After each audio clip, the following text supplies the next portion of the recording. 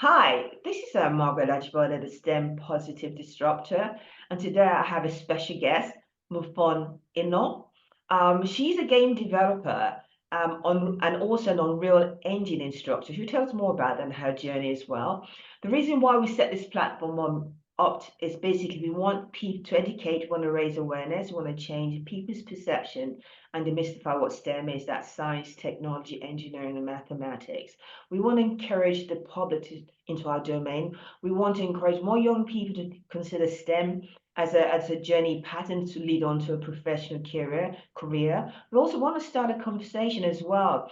And this is and the way we do that is basically to showcase the diversity of roles and the diversity of people that work within the industry. And I'm so appreciative of Mfon taking time out to have a conversation with us today because she's based in Africa, in Nigeria, which is in Africa, and she's going to tell us more about her journey, but also what the game industry is like in Africa, but especially in her where she's based in Nigeria as well. So without further ado, welcome for fun. Thank you. Thank you for having me. It's a pleasure.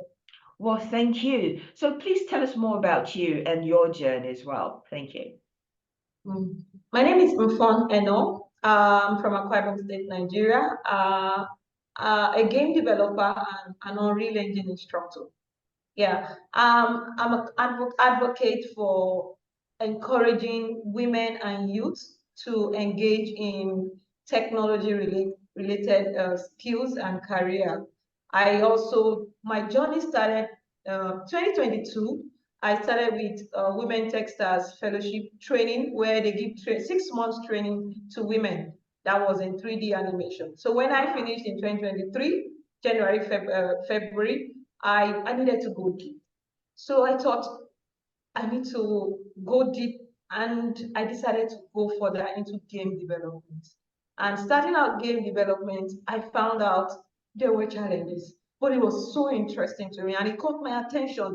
The game mechanics, how to make things work. So I kept putting in so much effort into it, and just within 1 year, I saw there were lots of opportunities open up. Initially, you would look at it that all game development, God what's involved, and then there were things to discourage. There were lots of discouraging factors, but I have to say no. I kept pushing and pushing, and it's been very, very interesting. That's so interesting, and it's quite because I was trying to find more information about you, but it's quite nice to know that you actually got a fellowship in 2022, and that even opened the idea that this is actually a good way forward. So if we can go back slightly, what was your education? Were you in science or engineering, or you just happened, or was it art? Again, it doesn't matter because again, sometimes we start one way and we end up in a different way, so it's okay, yeah. So in the university, I studied biochemistry.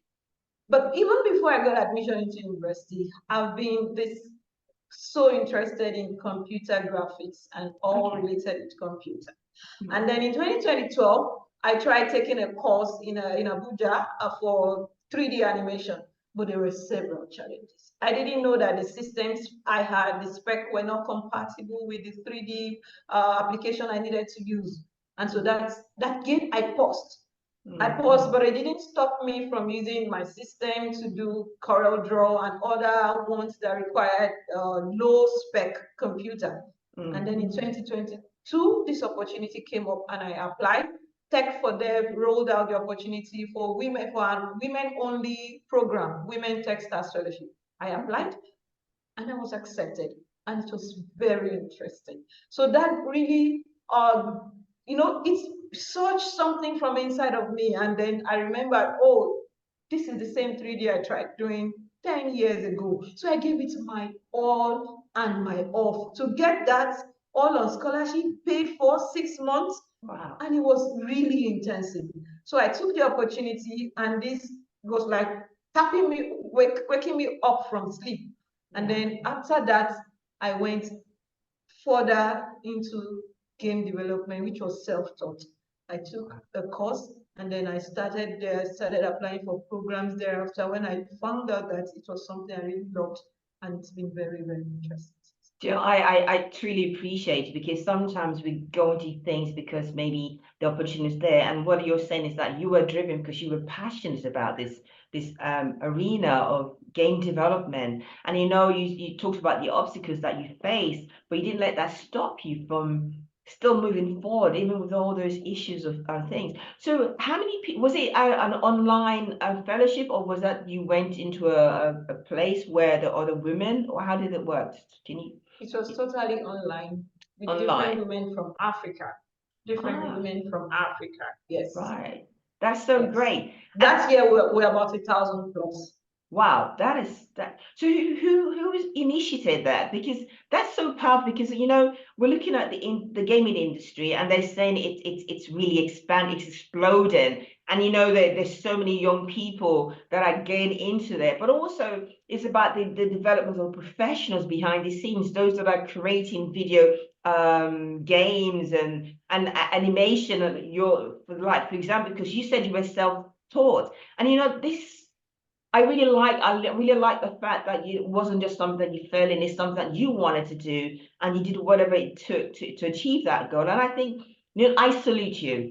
Again, I salute you because you are Thank you. a prime example of what is possible, and you've never stopped dreaming, and you've never stopped moving forward in that respect. Because I saw your profile on LinkedIn, and I know you changed your profile to is avatar or an animated, and I was like, oh, that's nice. So you actually do look younger now than on that. But hey, that was just, again, that's all part and parcel of things as well. And so I'm just so grateful. So within the gaming industry in Africa, or specifically in Nigeria, how is that? Is it a split where you have a mix of genders, where there's both females and men pursuing the same profession, or is it just something that because I know Nigeria is very big, and it's broken into 4 different parts. So you've got the northeast, east, west, and south, and you're based in the south.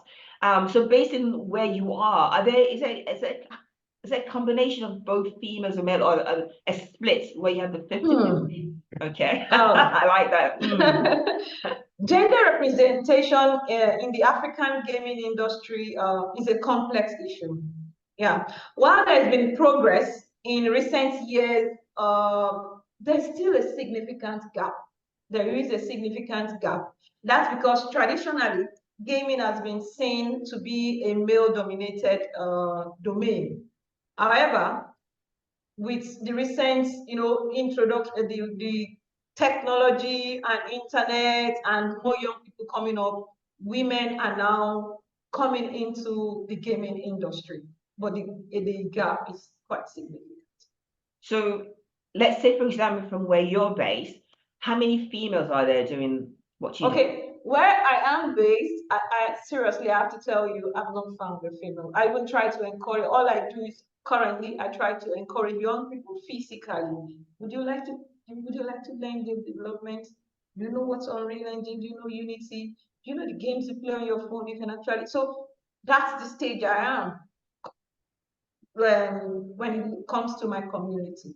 And in terms of female, I can't point my hand to a female within where I am, this community, or even this state, that this is a female game developer from this state. In Nigeria, there are a few. I communicate with them online. And even in Africa, there are a few that I communicate with online. And that's why I said the gender gap is huge. And all we have to do, what I'm trying to do, is to advocate education, awareness, create awareness. And I need lots of people to join me in this. Indeed, and you know what, you're doing that right now, again, raising the awareness, and because it's about education, it's about knowing what opportunities are available to you as well. And I think in a way, because you had a passion for it, you went for it. And I think also it's about, I think, although you said the gaming industry seems to be more male dominated, which it is, but if you think about it in engineering and technology, or STEM, it's as a whole, you can see that disparity there anyway. There's more male that are in the industry itself. Yeah. And so when you then narrow it down to just game development, that's another a part of it, because basically the drivers are different, and what you're exposed to is what you go for. And I think that's it, again, about education as well. It's about reaching out to the very young ones at a very early age. It's about also about showing what is possible and what are the different opportunities that are available to them. In the game, exactly. And that's what you're doing, because you are a mentor, as you're saying. You're doing your part, and you're doing it as best as you can. And you know what, you are opening doors, and you're exposing them, because you are the face of the gaming industry in so many ways, even if it's just from your state. But also seeing a female doing what you're doing is a way to, it's a way of exposing them that, hold on, Mfon is doing it, surely I can do it too. Do you know? And that's what you're doing. And that's why I'm so grateful that you've come onto this platform to talk about your journey, even though it's been difficult, but you were driven by your passion to learn. And you know, you talked about the incompatibility of your what system you had and what was available, what you had to do, and adapting to make it work for you. And like, you know, this is what we have to do. Sometimes we are going to get obstacles and we're going to have issues, but we need to find a way around that, and that's what you have done. And so I am truly impressed with what you're doing right now. Thank you. No problem. So let's go back to the gaming industry, because I was reading in an article where it says that it's by the Pan-African Gaming Group, PAGG, and they reported that in a survey that African gaming market has showed about that there's a boom in the take-up of it, from both females and males. So males, but well, it says with females as well that they're playing, maybe not on the same level, so it's not 50-50, but they are playing, they're doing, you know, they're involved in the gaming side, so the video games, maybe not the professional side of things, but they are being involved in it. And so they also, I think, was it Newzoo? They also forecasted that the gaming industry will be up to about $1 billion that people are now invested that. Yeah, in 2024, that's massive. But that's massive. It is massive in Africa, but if you look at the gaming industry overall, it's about $320 billion. So it's a big market. So Africa getting involved is quite a nice way. And I know there are lots of articles, and there have been reports done by, I think, a person called Henry Obi, and he's also talked about the opportunities that are available, and also there's different articles. But what's your take? What do you think is happening? Because you are in a way, you're the, what do you call, the Lone Ranger, breaking down those barriers, especially where female is concerned. But what do you think is reality, in the sense of what's been said and what is really happening on the ground floor? In reality, I would say the future of gaming in Africa is incredibly promising. Just like you said, Africa is the future of gaming. It's exploding, and it's going to go even deeper.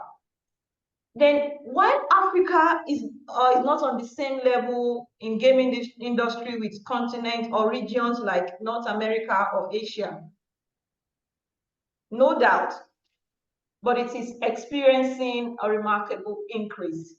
And that's because of access to smartphones now. Internet is getting almost access to internet, availability of internet. And so Africa as a continent is really coming up. I know we have lots of young people, so there's a surge of this interest among people when it has to do with gaming. And I tell you that the narrative is really changing. We now have local developers that are now creating content, producing games that reflect African culture and narrative. And with this, I tell you that it's going to be a big boom in Africa soon. Wow, that's, you know, that is good. And I think in a way we need to get a more people being developers, because as you are a prime example of what is possible. Yes, we know it's very male dominated. So what would you say? Because if you're saying that there's a big struggle to pinpoint females that are really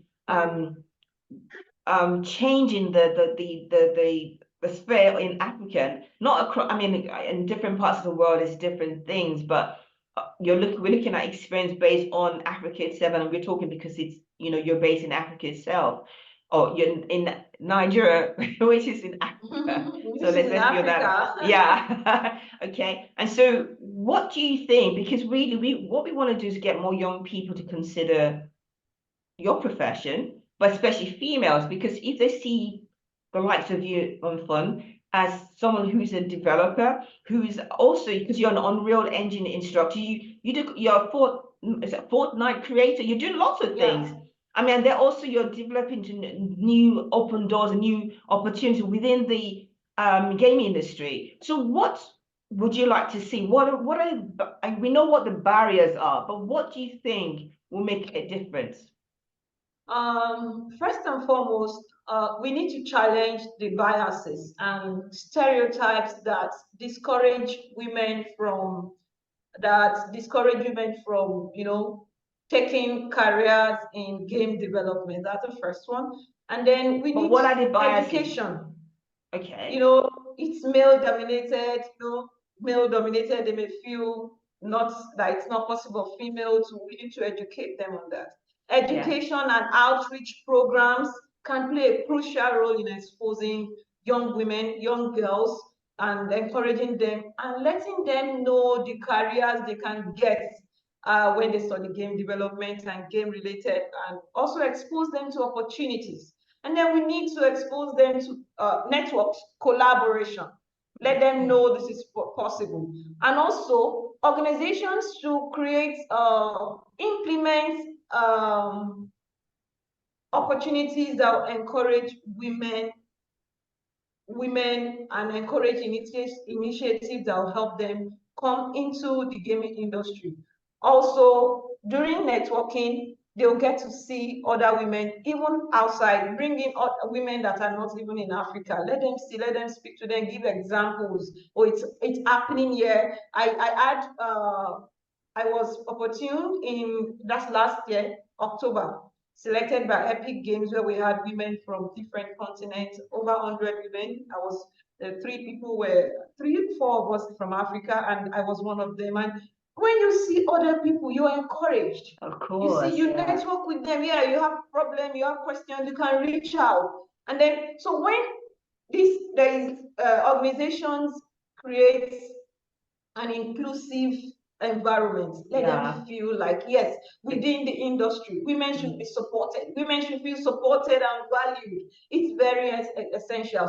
So organizations implementing this, I call it diversity initiatives, mentorship programs, it's going to encourage and empower women to come into game development. I totally agree with you. But also, you're actually doing something, because really you are driving this.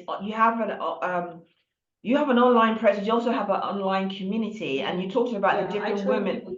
Yeah, you do. But also, when I say you have an online community, there are other female game developers in Africa, or maybe Nigeria is mostly your focus. Maybe there's something you all can come together to work. And do you have like male supporters who maybe can also be involved or invest? Because again, I know that part of the thing sometimes we talk about is that we don't have the money to do this, we don't have the money to do that. But there are things we can do, because you talked about, you had an issue where the system on the spec on your system was not compatible with it, but you did something. You didn't let that stop you. So what I'm using this as an analogy, that sometimes funding may not be readily available, but there are things that you can start doing. That maybe you can get all these other women together within that, and then start this conference. Get the government to invest, or get people who are, because there are lots of rich people in Africa, I believe, and they just invest in you guys and to bring change. Because we talk about change. What we're doing, what it seems to happen is that we send our children abroad, they get jobs abroad, and they're not investing with the people at home.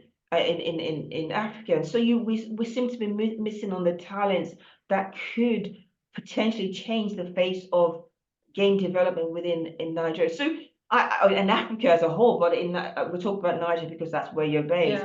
So Because I know you're doing lots of things apart from the training side of things. But what things that are you as a group, the Yeah, online community, what are things that maybe yeah.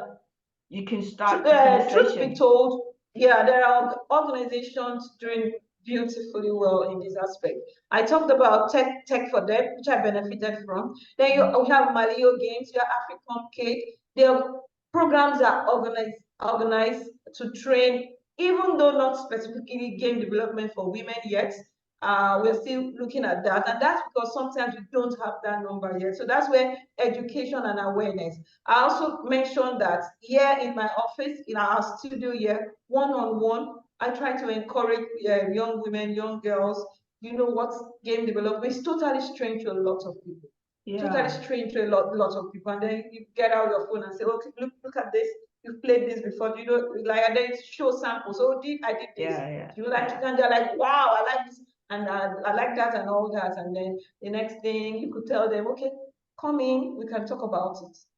I've tried to encourage lots of people to take careers related to tech generally and game development. And so So we keep doing this. yeah, exactly. You should. And do you do like outreach to schools? Because like that's another way. Because unless they see you in person, you come to the school and just show an example of what it means. That in a way spurs and gives them an interest. So is that the sort of things you also do? I know you do lots of things online. Yes, I know. Last year that was October.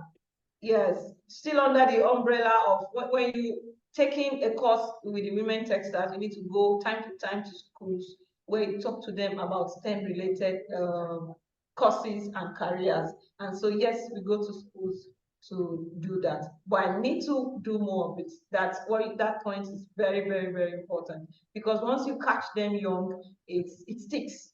It does. And I think in a way you're exposing them to what is possible. You are a prime example of that. And that's why on this platform, we want to celebrate women like you. We want to celebrate you because you're driven by your passion to be a game developer. You got a taste of it, and then you got it, and you started thinking, oh, this is quite good, and you started exploring.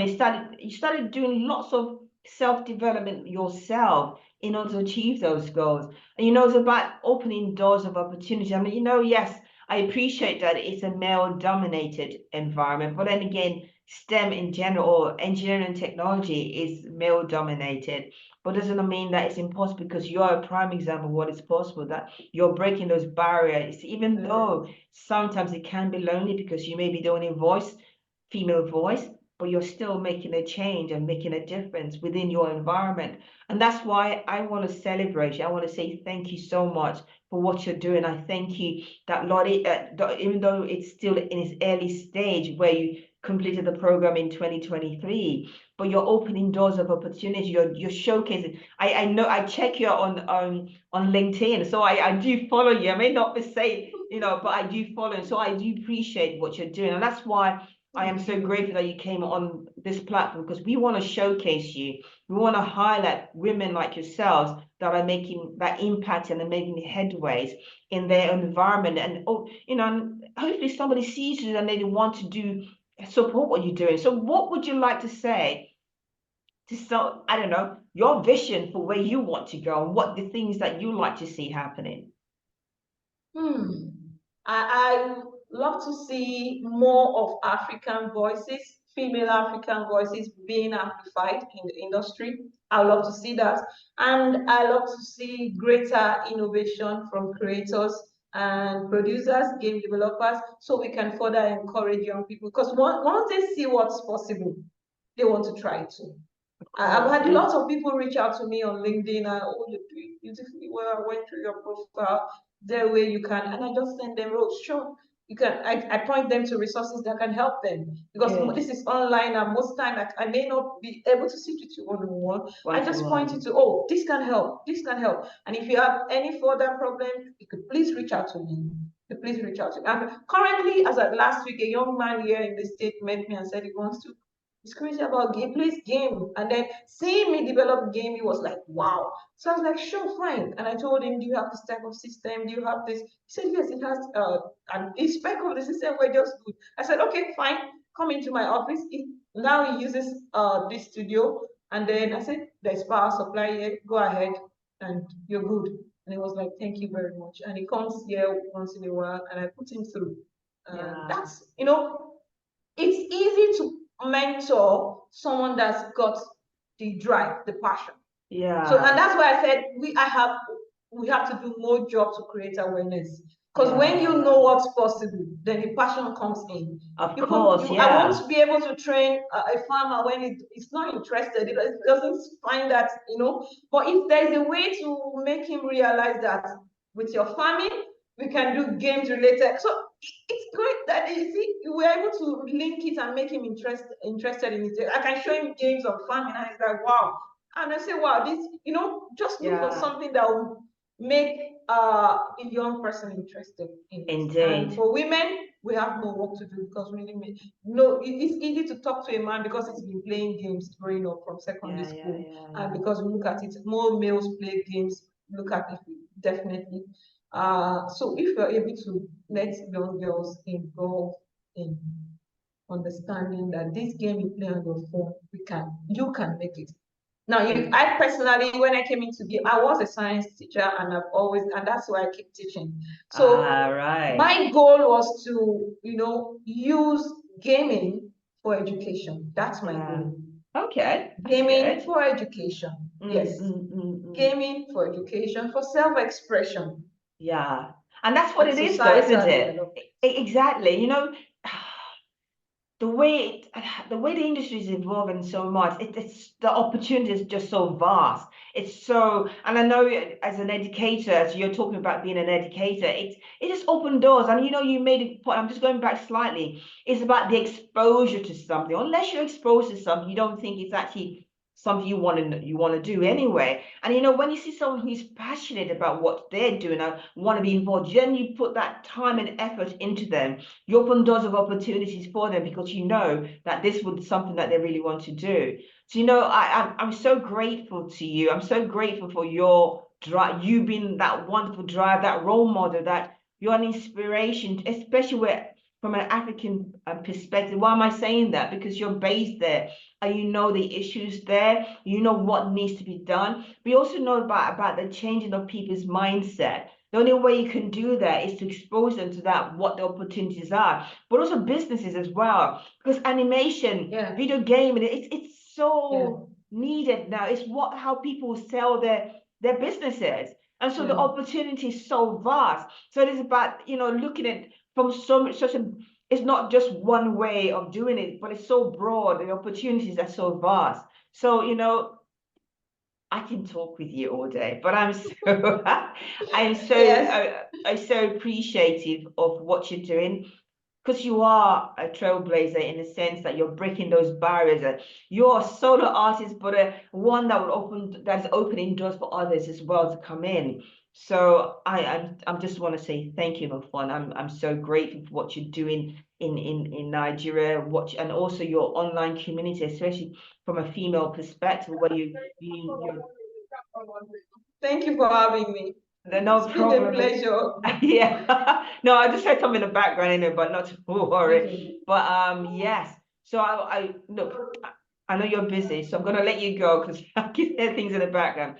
Look, I can sit with you all day. Thank thank you. you. Because our platform here is to educate, want to raise awareness, want to change perception, and want to demystify STEM. We also want to show the diverse roles within those industry. And so game development, or those working within industry, we want to showcase them and highlight them. We want to get people to start seeing people like yourself so that, again, to enthuse other young people, especially females, to say, look, if Mfon can do it, I can do it too.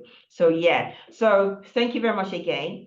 Thank you. And again, I want to tell our audience, please subscribe. Um, press the notification button, make comments. Let's just spread the word because we want to bring the change. We want to be the change we want to see. I want to showcase people like Mfon, who's making a huge impact within her environment where game development is concerned. So thank you again. Appreciate it. You're welcome. Thank you. Thank you.